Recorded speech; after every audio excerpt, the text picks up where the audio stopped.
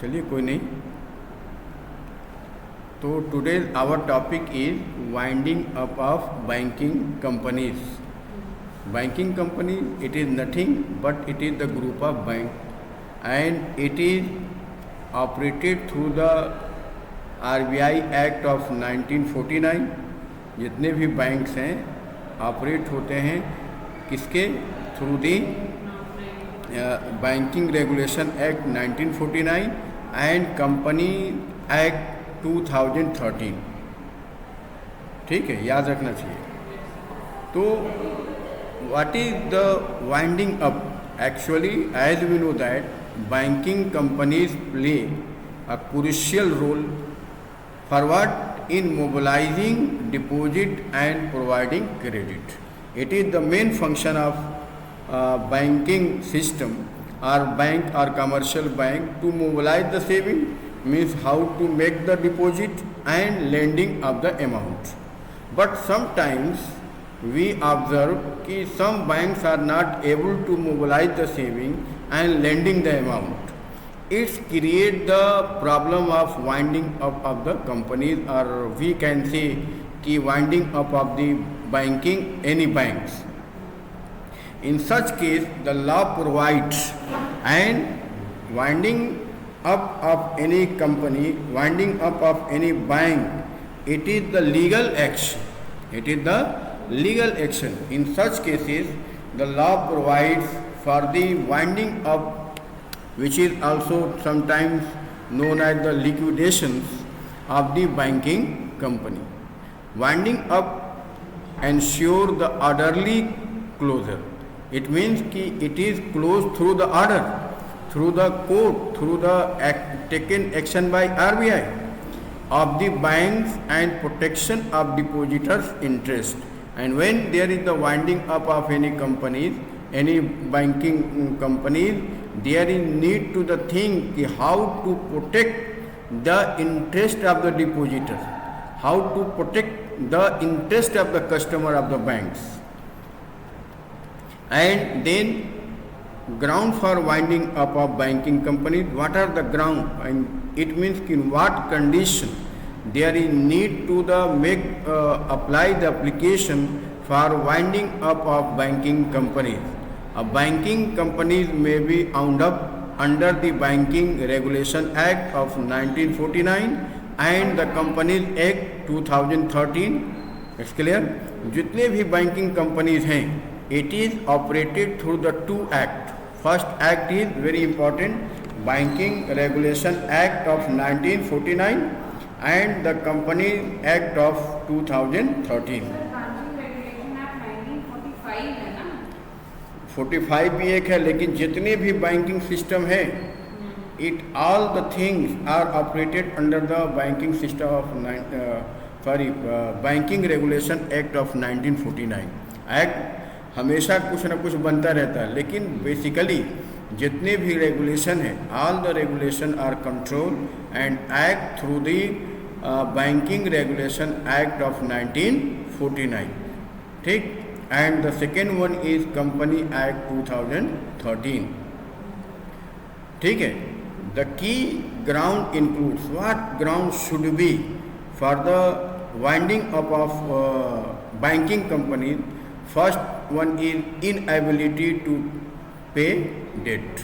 ठीक है, एक ऐसी कंपनी है, एक ऐसा बैंक है जो इनएबिलिटी रखता है टू पे द डेट, यानी जो उसके ऊपर उधार है, जो कर्ज है, यानी जो कुछ उसने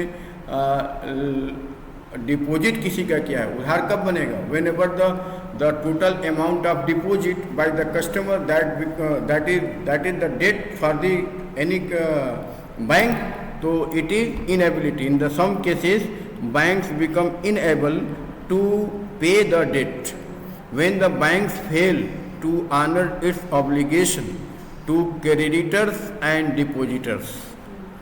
Second one is, as we know that any bank,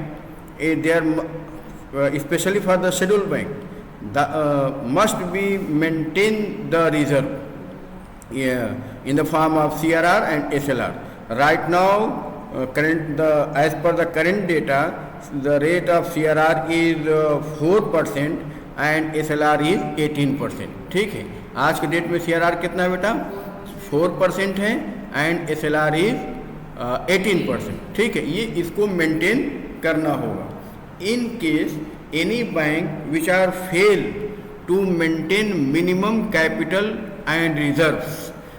Minimum capital, it is also known as the capital adequacy ratio. ठीक है, there is the formula to calculate the capital adequacy ratio. Capital adequacy ratio which help to minimize the risk of the banks. ठीक है, capital adequacy ratio क्या है? अगर आप उसको उतना मेंटेन रखते हैं तो इट मीन्स कि आपके पास जो रिस्क है उसको आप मिनिमाइज कर ले जाएंगे. Any banks which are failed to make the capital adequacy ratio as per the norms of the Basel III. Basel III में क्या है कि कैपिटल एडिक्वेसी रेशियो कितनी होनी चाहिए? 8% होना चाहिए at the international level. It's clear? But in the case of India it should be 9%. 9% आपको कैपिटल एडिक्वेसी रेशियो रखना होगा. यानी जितना आप बिजनेस कर रहे हैं उसका 9% आपको रिजर्व के फॉर्म में अपने पास रखना होगा. That is known as capital adequacy ratio which help to minimize the risk of the bank. It's clear? Then third one is prohibition by RBI.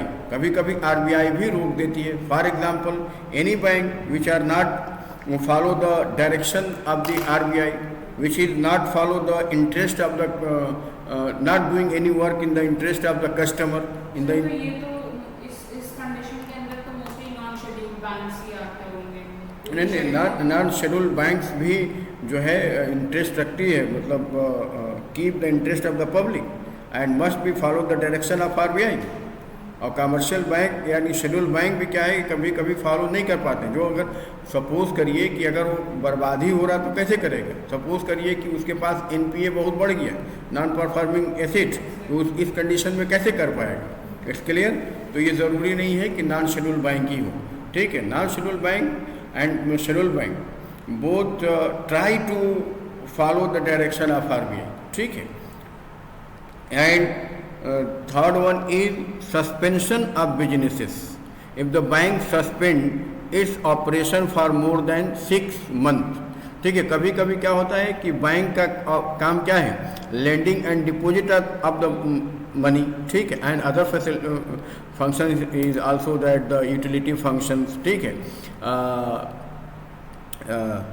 Then advisory for the third parties. ठीक है, issuing the check. ठीक है, cash by the check, like that. There are number of functions.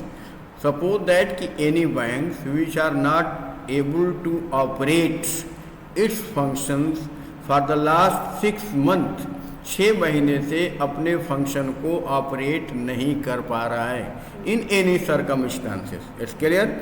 In that case there is required to apply for the winding up of its company, its bank. It's clear? And next one is public interest. Public interest में काम करना चाहिए उनको. ये क्या था? These are the some ground for the winding up.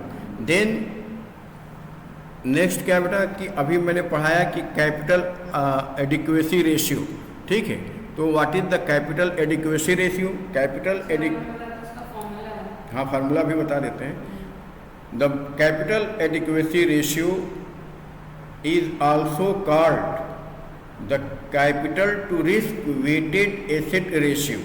लिख लीजिए बेटा, capital to risk weighted asset ratio.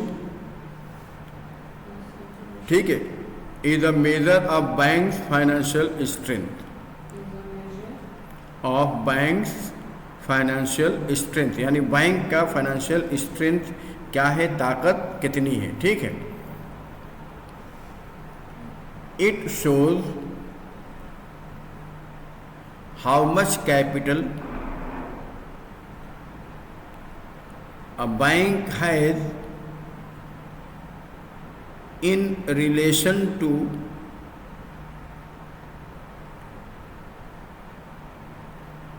its risk weighted asset.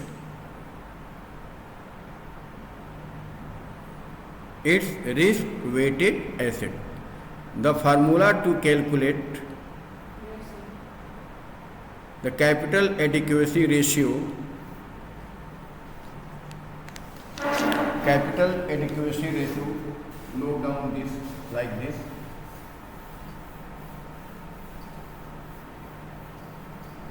Capital adequacy ratio.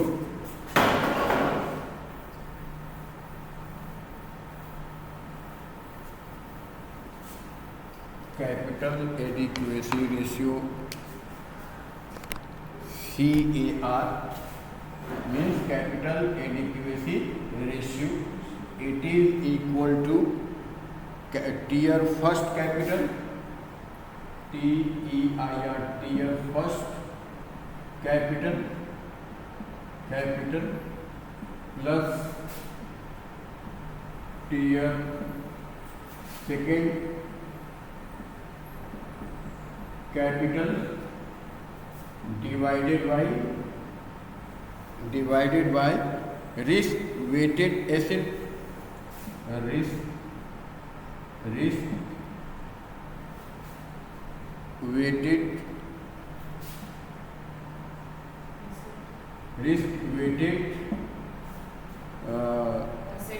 assets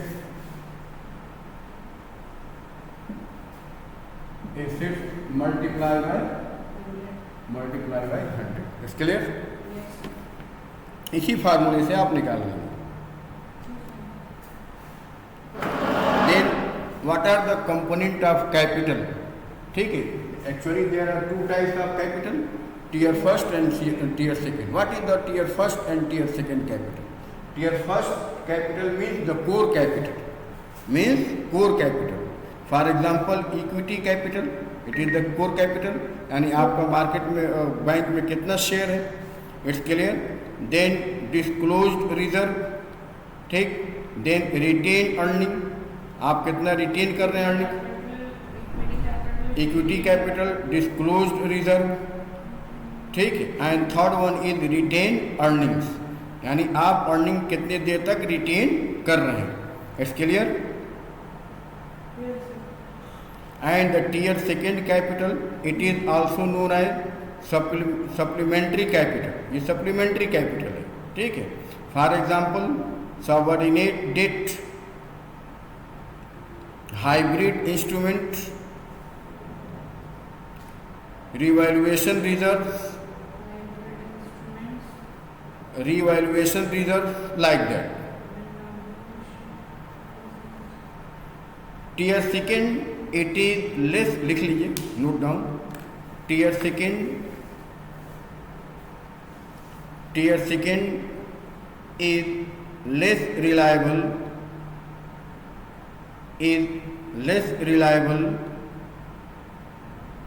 than tier first because it can only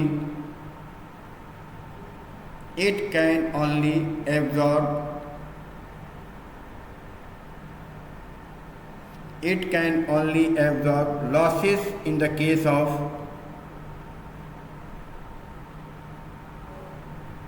liquidation.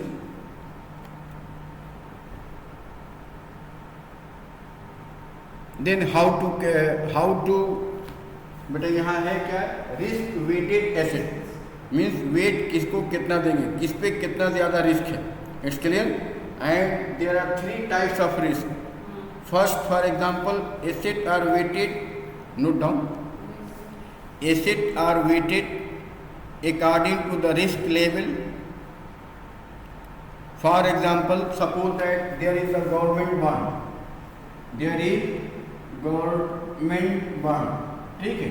एक bond है बेटा government का, यहाँ risk कितना होगा बेटा, अगर गवर्नमेंट 0 होगा, ठीक है, तो इसको वेटेड कितना देंगे, 0%. It's clear. Suppose that housing loan मिल रहा है आपको, हाउसिंग लोन, यहाँ रिस्क कितना होगा बेटा, सपोज दैट 50% इसको कहा गया, 50%, यानी पैसा डूब भी सकता है, पैसा पूरा आ भी सकता है. It's clear. And unsecured loan,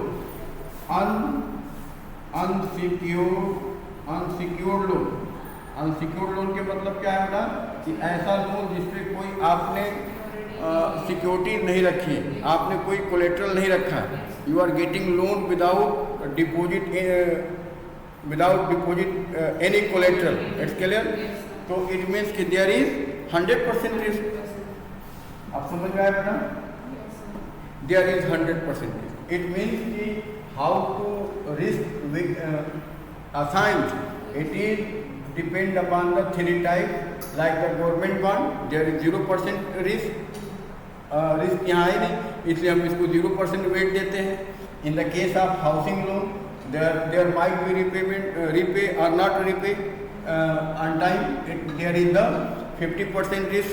and in the case of unsecured loan means कि you are getting loan without any securities, without any collateral, there is the 100% risk regarding the repayment, it's clear। this ensure that banks hold more capital for risky asset। then important of capital adequacy ratio, क्या इसका importance है? Protect depositors and promote financial stability, it's clear. यानी protect करता है किसको? Depositors को, जो deposit करते हैं उनको प्रोटेक्ट करता है। कोई why people want to deposit any amount in the banks, why not deposit their amount in the hand of money lender, because his and her amount, her and his deposit is more secure in the bank in comparison to the money lender। That's why any person want to deposit their amount in the hand of banks, it's clear। and also if there is a more protection regarding the deposit and lending of the money, it means कि it bring the financial stability in the market and ensure that banks can absorb unexpected loss। and second very importance of the capital adequacy ratio is that कि with the help of capital adequacy ratio banks are enabled to absorb the risk, because in every business there is the risk, ठीक है। Risk हर जगह है, bank क्या है? It is the part of the business, because how to gain the profit, the main motive of the banks establishment and settlement of the banks only on the make the profit, how to get the profit। that's why there is a difference regarding the rate of lending and deposit rate, it's clear। तो if there is the risk, यहाँ risk है, तो जब risk है तो उसको कैसे minimise करेंगे? With the help of reserve, and reserve किस फॉर्म में होता है? कैपिटल एडिक्वेसी रेशियो के फॉर्म में होता है। यानी आपके पास जितना कैपिटल है उसका कितना अमाउंट आपको रखना है, इट्स क्लियर। तो अगर कभी ज़रूरत पड़े, फॉर एग्जांपल सपोज करिए कि कोई आदमी जा रहा है रोड पे, इट्स क्लियर, स्कूटी से जा रहा है, हल्का सा एक्सीडेंट हुआ, ठीक, तो कहीं ना कहीं टोचन लगा के कहीं ना कहीं ले जाके मैकेनिक को दिखा देगा। लेकिन अगर को बहुत बड़ा अगर एक्सीडेंट हो जाता है तो उस केस में क्या करेगा? मैकेनिक के पास नहीं ले जाएगा। उस केस में बैंक ड्राइवर या owner of vehicle never goes to the mechanic के पास नहीं जाएगा, but he want to go at the junk dealer, वो जंक डीलर के पास जाएगा और बेच देगा, और जो कुछ भी मिलेगा उसको लिक्विडिटी के फॉर्म में मिलेगा, उसको रख के सब्र कर लेगा। It's clear. Then prevent bank failure any systematic crisis. अगर कोई सिस्टमेटिक क्राइसिस है, जैसे आज के डेट में NPA है, it is part of the systematic crisis, ठीक है। In the case of the COVID-19 there is the crisis that is considered as the systematic crisis. तो उस केस में हम कैपिटल एडिक्वेसी रेशियो की हेल्प से रिस्क को मिनिमाइज करते हैं। Then help regulatory like RBI assess the financial soundness of banks। It's clear, these are the some importance of capital adequacy ratio। then regulatory requirement, ठीक है, इसके regulations क्या हैं, ठीक है, जिसको हम बोलते हैं Basel norms. This time there is the third Basel norms. Three है, थर्ड नहीं है, थ्री नहीं है, थर्ड पहला आया वो ख़त्म हो गया, दूसरा आया ख़त्म हो गया। Right now currently we are using यार banks are using third Basel norms. Third Basel norms क्या है कि according to this norms at the international level bank should be keep 8% of total its capital in the form of capital adequacy ratio. It's clear? 8% अपना रखेगा। But in the case of India there is 9%. In the case of India there is a 9%. Any bank या banking company should be keep 9% of total capital as a reserve, which is known as the capital adequacy ratio. It's clear? International level पे कितना बेटा 8% है, India में कितना है 9% है। और उस 9% को भी इंडिया ने फर्दर कैटेगराइज किया है कि 6% should be keep in the form of tier first capital। Tier first capital या टीयर 1 कैपिटल में 6% रखेंगे। And what is the remaining 3%। 3% capital adequacy ratio should be keep in the form of tier second capital. It's clear? Clear हुआ कि नहीं हुआ? अकेले दुकेले से नहीं होता है, ठीक है। पढ़ने पढ़ाने वाला दोनों का मूड सही होना चाहिए, ठीक। जब कम बच्चे होते तो ज़्यादा मैं पढ़ाता हूँ ताकि अगले को एहसास हो कि नहीं आने से नुकसान क्या होगा। नहीं, टाइम नींद आएगी, अच्छी बात है, नींद आनी चाहिए, अच्छे काम में नींद आती है, ठीक है। For example how to calculate it. For example how to calculate it. Suppose a bank है, यहाँ लिख लियो बेटा, note down. Suppose a bank है, बैंक के पास क्या है बेटा? सपोज दैट बैंक है tier first capital, tier first capital, it is equal to 100 crore rupees, 100 crore rupees। tier second capital, it is equal to 40 crore rupees, 40 crore rupees। risk weighted asset, risk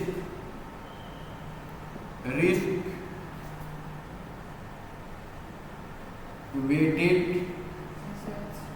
assets, it is equal to how much? 1200 crore rupees,